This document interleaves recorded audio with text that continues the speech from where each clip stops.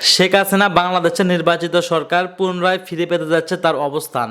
অবৈধ ডক্টর ইউনূস সরকার খুব শিগগিরই পালাবে, এমন একটি কথা তুলে ধরছেন মনোজ দাস। তো বন্ধুরা, বুঝতেই পারছেন আজকের ভিডিওটা কতটা গুরুত্বপূর্ণ একটি ভিডিও। দয়া করে আজকের ভিডিওটিকেও স্কিপ করবেন না। তো বন্ধুরা, চলুন ভিডিওতে আজকে আর বেশি কথা বাড়িয়ে আপনাদের মূল্যবান সময়টি আমি নষ্ট করতে চাই না। সরাসরি আজকে আমরা চলে যাব মূল ভিডিওতে। নমস্কার, ক্যালকাটা ডায়ালগস থেকে মনোজ দাস নিয়ে এসেছি এখনকার প্রতিবেদন আপনাদের সামনে। আজকের বিষয় বাংলাদেশে শেখ হাসিনার রাজনৈতিক পুনর্বাসন কবে ও কিভাবে। এত তাড়াতাড়ি যে পট পরিবর্তন হবে এটা কেউ ভাবেনি, কিন্তু সেটাই হচ্ছে। 5ই আগস্টে শেখ হাসিনা ছিলেন শাসক হিসেবে রীতিমতো ঘৃণিত। প্রকাশ্যে তাকে সমর্থনের প্রশ্নই ছিল না তখন, কিন্তু আড়ালে নিজেদের মধ্যে আলাপচারিতার সময়ও হাসিনার তরফে, হাসিনার সমর্থনে কথা বলার মানুষ পাওয়া মুশকিল ছিল। বড়জোর একটা মাস তারপরেই নতুন সরকারের, এই অন্তর্বর্তী সরকারের মধুচন্দ্রিমার যে ঘোর, সেটা কেটে যাওয়া শুরু হয়েছিল। আর এখন 4 মাস পরে তো ডিভোর্সের মামলা দায়ের হয়ে গেছে। কবে ভোট, কবে অপদেষ্টা সরকারের হাত থেকে মুক্তি, তার অপেক্ষায় অধীর মানুষ ভেবেছিল বৈষম্য বিরোধী আন্দোলনের ফলে মুড়ি মুড়কির ভেদ আর থাকবে না, কিন্তু এখন দেখছে ঠিক মতো জোগাড় থাকলে, কাউকে খুশি করে দিতে পারলে সেখানে মুড়ি হয়ে যাচ্ছে মুড়কি, আবার জোগাড় না থাকলে মুড়কি হয়ে যাচ্ছে মুড়ি। এই সঙ্গে ব্যাপক অরাজকতা প্রশাসনে, জিনিসপত্রের অগ্নিমূল্য, আইন শৃঙ্খলার বিপর্যয়, সেই সঙ্গে মৌলবাদী শক্তির দেশ জুড়ে দাপাদাপি। বিপ্লব যে আদৌ বিপ্লব ছিল না, বরং ওটা যে ছিল মুখোশের আড়াল দিয়ে মৌলবাদী শক্তির ক্ষমতা দখলের ছক মাত্র, সেটা খুব তাড়াতাড়ি ধরা পড়ে গেল জনতার কাছে। তারই মধ্যে এসেছে ইউনূসের রিসেট বাটন পুশ করে 71-এর স্মৃতি মুছে ফেলা, ভাষা আন্দোলনের গর্বিত ইতিহাস মুছে দিয়ে উর্দুর কাছে নথি স্বীকার করা, দেশের সংবিধানকে অস্বীকার করার মতো একের পর এক ঘটনার প্রবাহ। এরই মধ্যে বাংলাদেশের মধ্যে আগামীর আফগানিস্তানকে দেখতে পাচ্ছে মানুষ। মহিলাদের কাজে যাওয়ার ব্যাপারে ফতোয়া জারি হচ্ছে। মহিলারা হাটে বাজারে যেতে পারবেন না বলে একদল চিৎকার শুরু করেছে। গান বাজনা নিষিদ্ধ, দেশে কোনো ভাস্কর্য রাখা চলবে না, নাটক করা চলবে না, ইত্যাদি। এরই মধ্যে পাকিস্তান আর শত্রু নয়, বন্ধু হয়ে গেছে। এবং জিন্নার ছবি অপদেষ্টাদের তাদের চেয়ারের পেছনে জিন্নার ছবি, যেখানে আগে থাকতো বঙ্গবন্ধু মুজিবুর রহমানের। এবং ইতিমধ্যে বন্ধুত্বের সওগাত নিয়ে এক জাহাজ অস্ত্র এসে গেছে বাংলাদেশে পাকিস্তান থেকে। উদ্দেশ্য পুরোপুরি মুসলিম রাষ্ট্র বানাতে জঙ্গিদের সশস্ত্র করা। ব্যাপক সন্দেহ ও সমালোচনায় ব্যতিব্যস্ত ইউনূস সরকার আবার কয়েকদিন আগেই, আজ থেকে সেখানে মাল আসার বেশ কয়েকদিন পর বাধ্য হলো করাচি বন্দর থেকে চট্টগ্রামে জাহাজে আসা 370টি কন্টেনারে কি ছিল, তার মধ্যে পেঁয়াজ, চিনির মতো সাদামাটা জিনিস আছে বলে তারা বলেছে। তাদের মধ্যে অবশ্য একটা মজার ব্যাপার আছে। 370টির মধ্যে অন্তত গোটা 5 কন্টেনারে ছিল বহুমূল্য হুইস্কি এবং অন্যান্য দুষ্প্রাপ্য বিদেশি মদ, জানিয়েছে বাংলাদেশের সংশ্লিষ্ট দপ্তর। ছেলেবেলায় আমার বরুণহাট স্কুলে আমি পড়তাম, গ্রামের স্কুল। আমাদের স্কুলের আরবির শিক্ষক ছিলেন, তিনি মৌলভী স্যার বলতাম আমরা তাকে। তিনি ছিলেন, তার বলা একটা কথা আজও খুব মনে আছে। তিনি কি যেন এক প্রসঙ্গে বলেছিলেন, মদ খাওয়া খুব খারাপ, এক মাতালকে একবার 40টা বেত্রাঘাত করেছিলেন পয়গম্বর স্বয়ং। করাচি থেকে আসা মালপত্রের মধ্যে পাঠানো মদ কি তাহলে হিন্দুদের জন্য পাঠিয়েছিল পাকিস্তান? বারে বাহ, শাসন চালাতে যত নাস্তানাবুদ হচ্ছে এই সরকার, তত বাড়ছে আওয়ামী লীগের জনপ্রিয়তার গ্রাফ। বাংলাদেশের চারপাশে এখন ঝাঁক সমীক্ষা চলছে। বেশিরভাগ সমীক্ষার বিষয় এখন ভোট হলে কোন দলকে ভোট দেবেন আপনি। এসব সমীক্ষায় জনমানুষের হদিশ পাওয়া যায় বেশ, মানে মানুষ কি ভাবছে টাবছে এই হিসাবটা পাওয়া যায়। আমার নজরটাই খুব থাকে এইসব সমীক্ষার উপর। সব জায়গায় কম বেশি একই ফল। আওয়ামী লীগ এই ভাঙা বাজারেও 1 নম্বরে, বিএনপি দ্বিতীয় স্থানে বেশিরভাগ জায়গায়, আবার কিছু কিছু জায়গায় বিএনপি তারাও কিন্তু দ্বিতীয় স্থানে। সেখানে বিএনপি না, জামাত বিএনপিকে সরিয়ে আবার দ্বিতীয় স্থানে উঠে এসেছে কিছু কিছু সমীক্ষায়। অথচ মজার কথা হলো সাংগঠনিকভাবে আওয়ামী লীগ নির্জীব, এখন দেহে প্রাণের চিহ্ন নেই। কিন্তু নরণচরণ না থাকলে কি হবে? সে যে মরে গেছে তা তো নয়, ঘুমের সময় তো মানুষের নড়াচড়া থাকে না। আওয়ামী লীগ তাই ঘুমোচ্ছে এখন। ঘুম ভেঙে উঠলেই শুরু করবে কাজ। আওয়ামী লীগের ঘুম ভাঙার লক্ষণ কিন্তু বেশ বোঝা যাচ্ছে। 5 আগস্ট থেকে আজ 9 ডিসেম্বর, পাক্কা 4 মাস 4 দিন শেখ হাসিনা আছেন ভারতে। স্বাভাবিক পরিস্থিতির থাকা নয়, অস্বাভাবিক বা এক্সট্রা অর্ডিনারি পরিস্থিতিতে তিনি আছেন ভারতে।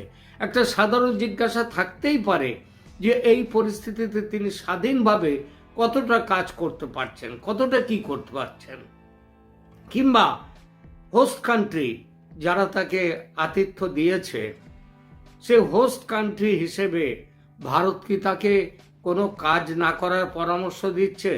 বিশেষ করে মোহাম্মদ ইউনূসের সেই চুপ করে থাকুন শেখ হাসিনা, ভারতে আছেন থাকুন কিন্তু চুপ করে থাকুন, সেই বার্তাটা পাওয়ার পর কি আমাদের নরেন্দ্র মোদী সরকার কি তাকে বলেছে চুপ করে থাকার জন্যে?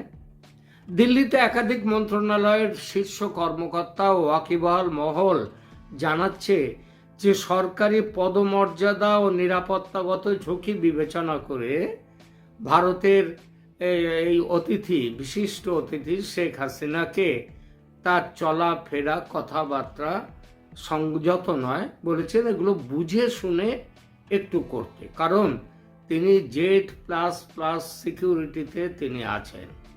প্রধানমন্ত্রী বা রাষ্ট্রপতির নিরাপত্তা অবশ্য সম্পূর্ণ আলাদা মানদণ্ডে বিবেচনা করা হয়।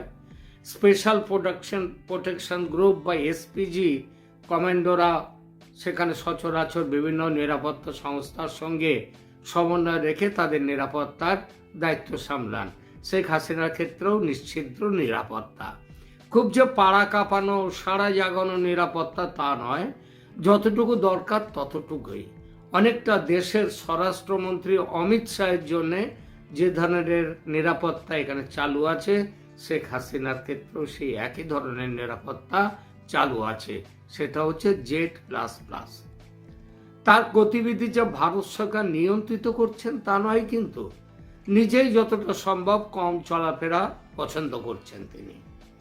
একই অবস্থা তার মুখ খোলার ব্যাপারে। তিনি রাজনৈতিক মানুষ, মুখ খোলাটা তার কাজ।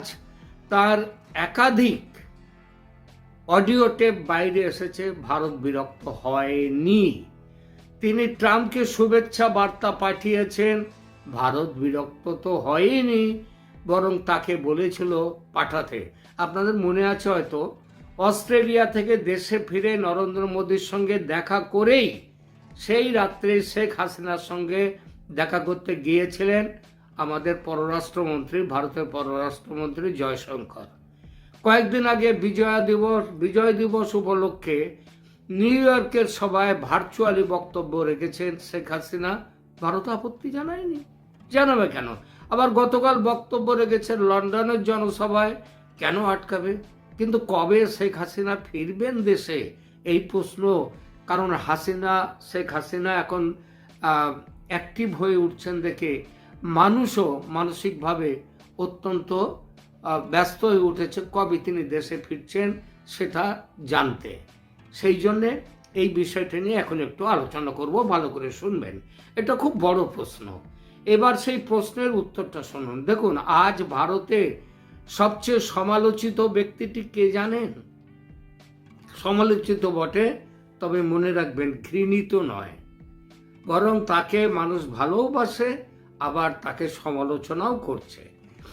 এই মানুষটার নাম হচ্ছে নরেন্দ্র মোদী। কেন?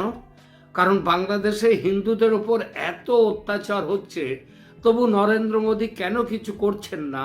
চিন্ময় কৃষ্ণকে বিনা বিচারে আটকে রাখা হয়েছে, বিচারের সুযোগ দেওয়া হচ্ছে না, তবু মাথা নিচু করে বিদেশ সচিবকে কেন নরেন্দ্র মোদী ঢাকায় পাঠালেন?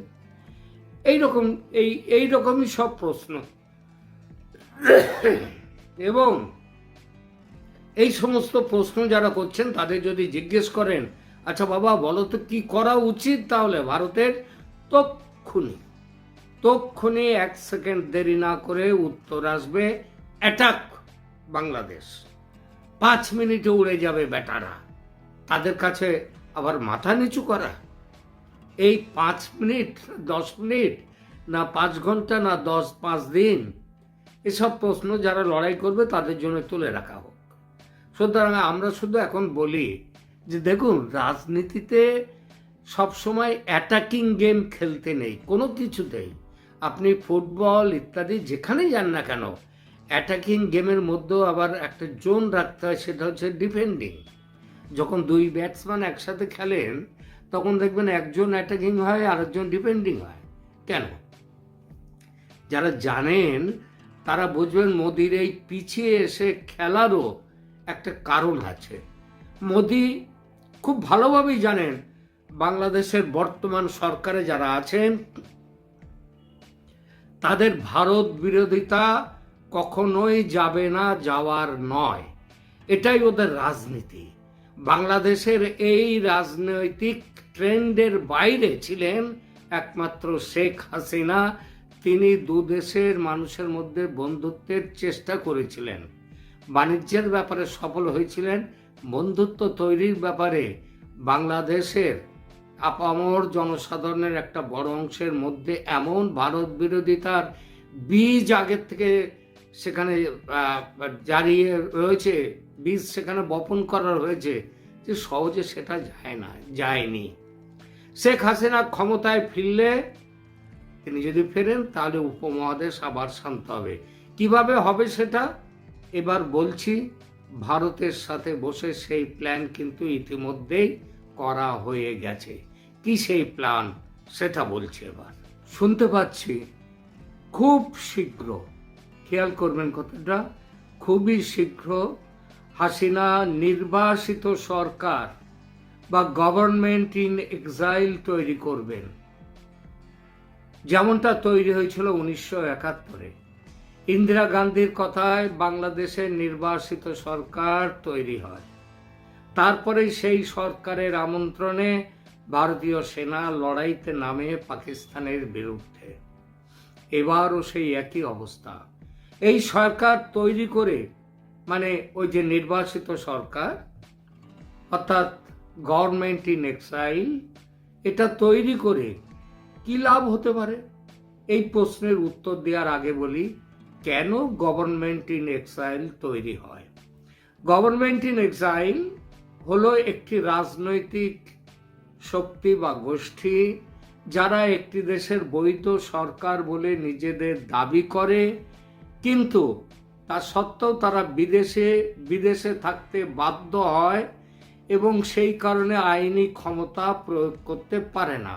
যেমন শেখ হাসিনা, তিনি হচ্ছেন এখানকার বৈধ সরকার ছিলেন বাংলাদেশের, কিন্তু তিনি চলে আসতে বাধ্য হয়েছেন। এখানে লেখা আছে নির্বাসিত সরকারগুলি প্রায় যুদ্ধকালীন দখল, গৃহযুদ্ধ, বিপ্লব বা সামরিক অভ্যুত্থানের সময় গঠিত হয় এবং সেখানকার যে সরকারের সেখানে থাকার কথা, সেই সরকার তাদেরকে হটে যেতে বাধ্য হন, তারা অন্য দেশে চলে যান। এবার তারা সাধারণত কি করে, তাদের নিজের দেশে ফিরে ক্ষমতা ফিরে পাওয়ার পরিকল্পনাটা তারা করেন এই বিদেশে থাকতে থাকতে। যেখানে আশ্রয় পান সেখানে থাকতে থাকতেই করে। যেমন দেখুন না, আমাদের স্বাধীন বাংলাদেশ সরকার সেটা গঠিত হয়েছিল পরে, এবং সেটা ভারতে গঠিত হয়েছিল, তার ছিল এখানেও তাই, যেখানে নির্বাসিত সরকার গঠনের যে কারণগুলো বলা হয়েছে তার প্রত্যেকটি হলো হাসিনার ক্ষেত্রে সত্যি। অর্থাৎ এই কারণের জন্য এইটা হয়েছে। আপনি বলবেন সত্যি নয় হলো, কিন্তু তাতে হাসিনা কি বাড়তি সুবিধা পাবেন? নির্বাসিত সরকারের কি সুবিধা আছে সেগুলো তাহলে বলতে হয়। শুধু সরকার গড়ে আপনার ভাববেন এর কোনো কাজ নেই, তাহলে লোকে গড়বে কেন?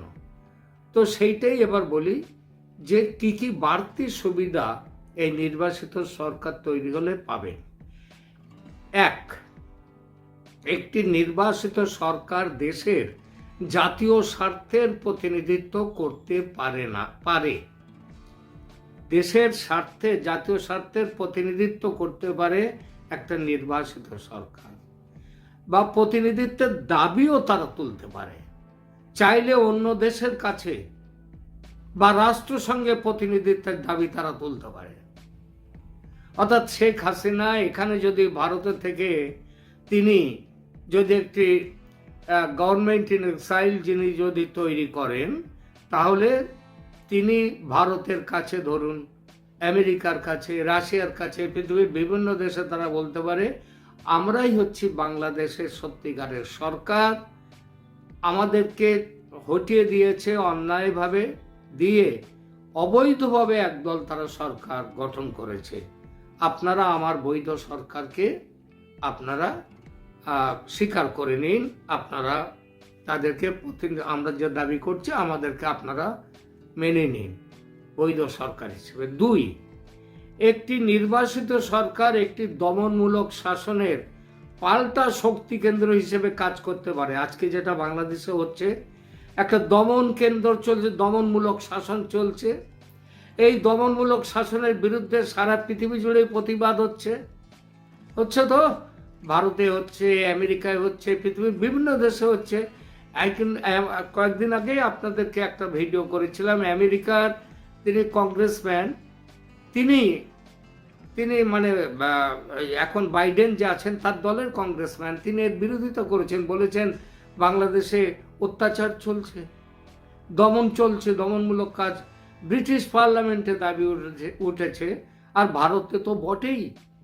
তো তাহলে কি হতে পারে? এই যে প্রতিবাদ যে ভারত করছে, আরো দেশগুলো করছে, তাদের কাজ, তারা এই পাল্টা শক্তি কেন্দ্র হিসেবে কিন্তু এই শেখ হাসিনার যে সরকার, সেই সরকার কিন্তু অনেক বড় কাজ করতে পারবে। এবং তাদের যখন দাবি করবে, ওই সরকারের দাবি কিন্তু আর সবার দাবির থেকে কম নয়, বরং অনেক বড় হবে। কারণ শেখ হাসিনা এখনো বাংলাদেশের বৈধ প্রধানমন্ত্রী। ওই যে সবার যে মাথার উপর ছাদ ভেঙে পড়ার মতো হয়েছিল না, তার কারণ যে শেখ হাসিনা পদত্যাগপত্র জমা না করে চলে গেছেন, সেটা কিন্তু এই কারণে।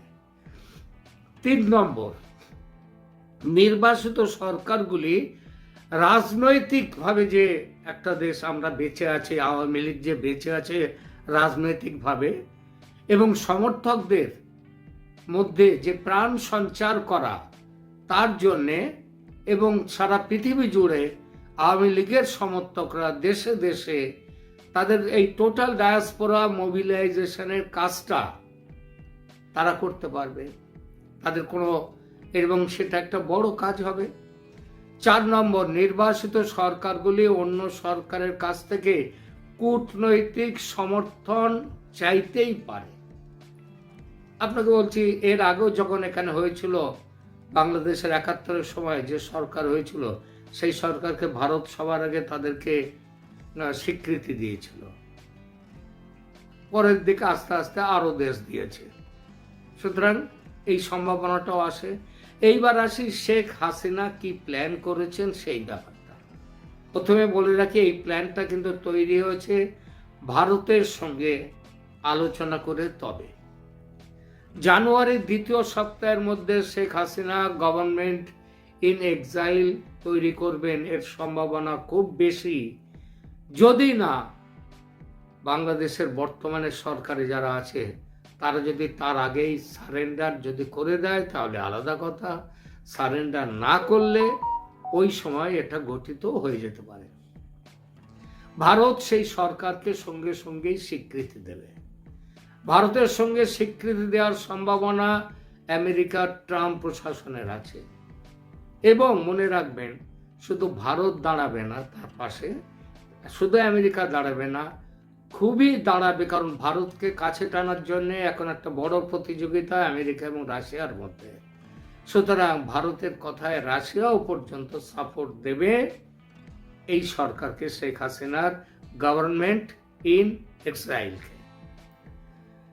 এবং তাদের এই দুই শক্তির গোষ্ঠীভূত যে দেশ তারাও দেবে। শেখ হাসিনা তার সরকারকে স্বীকৃতি দেওয়ার জন্য একই সঙ্গে রাষ্ট্রসংঘের কাছে আবেদন করবে এবং সেই আবেদন তার ভিত্তিতে স্বীকৃতি পেতে অসুবিধে হওয়ার কথা নয়। অবশ্য এসব হওয়ার আগেই পতন হবে বাংলাদেশের বর্তমান সরকারের, এই সম্ভাবনাও কিন্তু যথেষ্ট উজ্জ্বল। ঠিক আছে, এই জন্যই ভারত এই মুহূর্তে বড় কোনো ঝামেলায় জড়িয়ে পড়তে চাইছে না।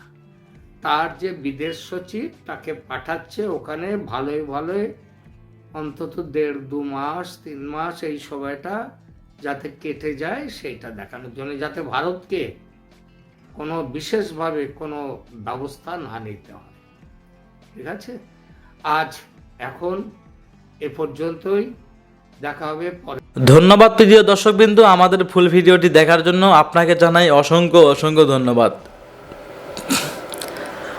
তো বন্ধুরা, পুনরায় ফিরে পেতে যাচ্ছে শেখ হাসিনা তার অবস্থান এবং শেখ হাসিনা বাংলাদেশের একজন নির্বাচিত প্রধানমন্ত্রী, যা বললেন মনোজ দাস। এই বিষয় নিয়ে আপনাদের কি মন্তব্য অবশ্যই কমেন্ট বক্সে কমেন্ট করতে ভুলবেন না। আর হ্যাঁ, ডক্টর ইউনূস সরকার বিদায় নিতে যাচ্ছেন, এই বিষয় নিয়ে আপনাদের কি মন্তব্য সেটাও কমেন্ট বক্সে কমেন্ট করতে ভুলবেন না। এমন নিত্য নতুন আপডেট খবর সবার আগে পেতে এখনই আমাদের এই পিচ্চি সাকিব ইউটিউব চ্যানেলটি সাবস্ক্রাইব করুন। ধন্যবাদ।